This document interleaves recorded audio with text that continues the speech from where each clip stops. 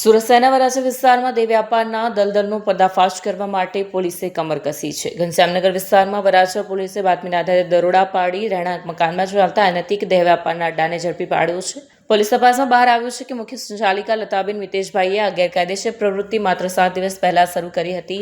ટૂંકા સમયમાં વધુ રૂપિયા કમાવાની લાલચે રહેણાંક વિસ્તારમાં જ આ ગંદો ખેલ શરૂ કરવામાં આવ્યો હતો, પરંતુ પોલીસની સતર્કતાને કારણે 7મા દિવસે જ સંચાલિકા અને ગ્રાહકો જેલના સળિયા પાછળ ધકેલાયા. પોલીસના જણાવ્યા અનુસાર સંચાલિકા ગ્રાહકો પાસેથી એક મુલાકાત દીઠ 1000 થી 2000 રૂપિયા વસૂલતી હતી. આ રકમમાંથી ભોગ બનનાર મહિલાઓને અમુક હિસ્સો આપી બાકીના નાણાં સંચાલિકા પોતે રાખી લેતી હતી.